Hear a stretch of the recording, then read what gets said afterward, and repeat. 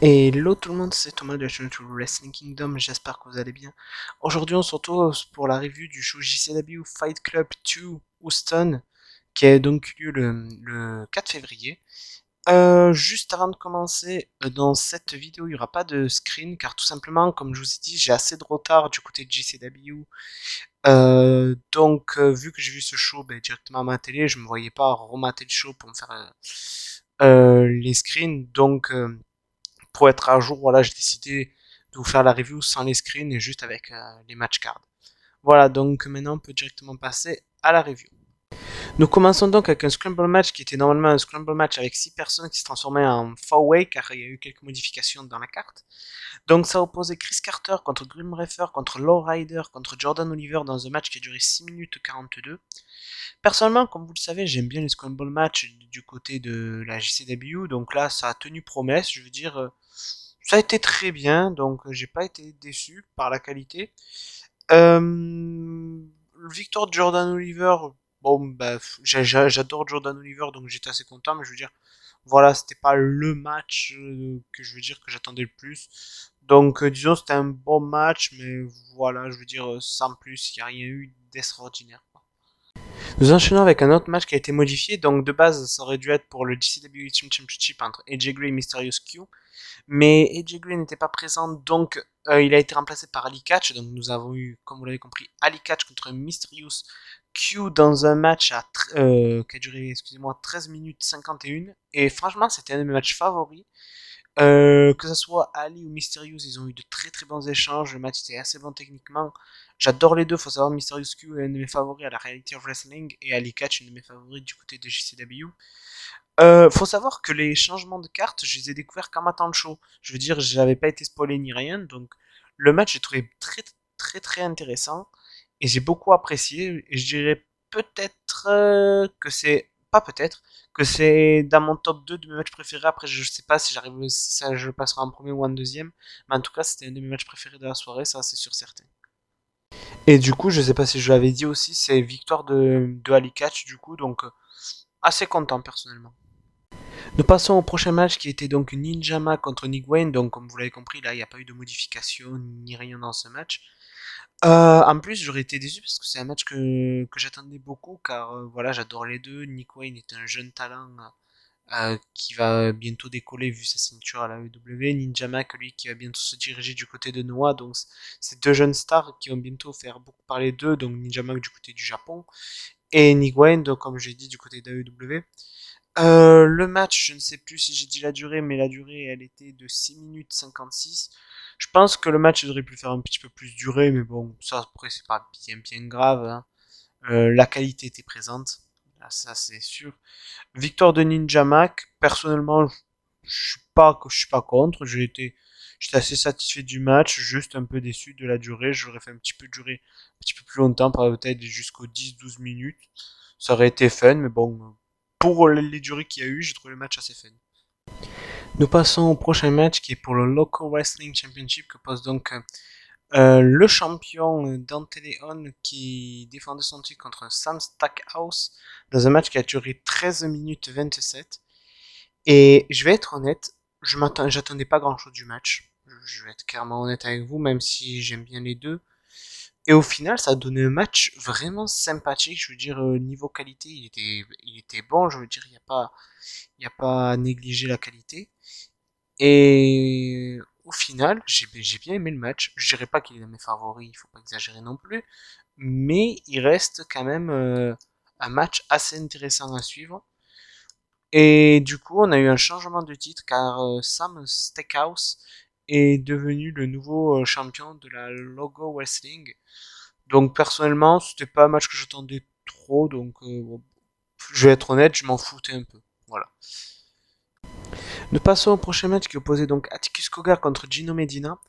Le match clairement qui m'a hypé le plus, car de l'autre on a Atticus Cogar qui est mon catcheur favori de la JCW, et de l'autre Gino Medina qui est mon catcheur favori de la Reality of Wrestling. Donc autant vous dire, j'avais une grosse hype, et au final, ça s'est transformé en grosse déception. Pourquoi? Car le match n'a duré que 4 minutes 45, alors que ces deux gars auraient pu faire clairement le meilleur match de la soirée. Et franchement, il m'a vraiment déçu le match. J'ai été déçu alors que c'est deux catcheurs vraiment que j'adore. Et ça me fait même chier de dire qu'il m'a déçu le match, mais c'est le cas. Les catcheurs auraient pu clairement proposer quelque chose, mais vraiment, vraiment mieux. Les deux, vous regardez, ils peuvent vous faire des matchs de 10, 20, 30 minutes faciles, de très très bons matchs. Et là, limite, on aurait dit qu'ils s'en battaient les couilles, on va être clair. Parce que là, c'était trop rapide. J'ai même pas pu rentrer dans le match, alors que d'habitude, quand je vois Gino ou Atticus Cougar dans un ring, je kiffe les matchs, quoi. Que là, j'ai même pas pu kiffer, j'ai même pas pu rentrer dans le match, que le match était déjà fini, quoi. Donc, ouais, non, franchement, j'étais tristement déçu du match, et ça me fait même, comme je l'ai dit, ça me fait même chier de dire ça, parce que j'adore tellement les deux catcheurs, mais bon. Quand un match est nul, même si c'était favori, faut le dire, et j'ai pas du tout aimé le match. Nous passons au prochain match qui était donc Brian Kay contre Effie. Encore un match entre deux catcheurs que j'aimais bien. La durée du match elle a été de 8 minutes 16. Bon, même si j'étais un peu déçu du fait que le match n'ait pas duré plus longtemps. À la différence de l'autre, j'ai trouvé très bon le match. Je vais être honnête, il était très très bon. Les deux, je trouve qu'ils avaient une bonne alchimie, honnêtement. J'aimerais bien voir d'autres matchs entre eux. Parce que ce match, tout simplement, j'avais bien aimé. Qu'est-ce que je pourrais dire d'autre? Ben, j'ai pas grand-chose à dire à part ah oui que c'est donc Effie qui a gagné. J'aurais bien aimé Brian Kay pour un peu changer, mais bon voilà. Donc sinon non bon petit match, mais malheureusement j'aurais voulu un petit peu plus longtemps, mais bon c'est pas grave malgré tout ça a été un bon petit match. Nous passons donc au prochain match qui était un Fatal 4 match composé donc Masgala Dolata aka Grand Metallic contre Gringo Loco contre Blake Christian contre ISF et ça a été clairement mon match favori de la soirée. Je veux dire ça a été du pur lucha libre. Il y a même que la durée elle a pas été excessivement longue. Le match il a duré quoi 7 minutes 43. Donc voilà, c'était pas excessivement long, mais ça s'est tellement enchaîné, ça a tellement commencé à rapidement, je veux dire, il n'y a pas eu de temps mort que j'ai vraiment kiffé le match. Je veux dire, surtout revoir Mascala Dolada au top niveau et non Jobber comme il était à WWE, c'est le top. J'aimerais beaucoup un Blake Christian contre Dorada en un contre un, ça pourrait donner des choses incroyables. Ou même Dorada contre Alex Zane. En fait, Dorada, maintenant qu'il est en indie, il y a tellement de possibilités. Ou même un Dorada contre Will Ospreay, ça pourrait, ça serait ouf. À la fin, ça s'est terminé un peu comme souvent ce qu'il y a dans les matchs au Mexique. Il y a eu le public a balancé des billets et après ils se sont comment dire partagés, je vais dire séparés. Donc non, le match était très bon, victoire de Blake Christian. J'ai envie de dire assez logique, je veux dire c'est lui le plus mis en avant, qui a le plus de star power dans le match. Donc pour moi victoire assez logique de Blake Christian, même si j'aurais quand même aimé victoire de Dorada pour son retour à Indy. Mais voilà, enfin, sinon pour moi match de la soirée. Nous passons au main event qui était normalement match 1 contre 1 dans un steel cage deathmatch entre Sadika et Matt Tremont. Au final, il n'y a pas eu Matt Tremont, ça s'est transformé en Fatal 4-Way. Il y a eu Jimmy Lloyd, il y a eu Chris Carter, il y a eu Atticus Cogar. Le match a duré 10 minutes 26. Le match était bon, et là j'avoue j'étais content de revoir Atticus Cogar parce que là il a fait un bien meilleur match que contre Gino. Donc j'étais quand même content pour ça.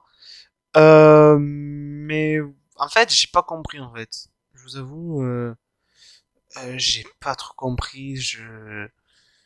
Bah, disons, j'ai pas compris pourquoi ça s'est transformé en match à plusieurs. J'ai pas compris pourquoi il y avait pas Matt Tremont. En fait, il y avait plusieurs trucs que j'ai pas réussi, que j'ai pas trop saisi.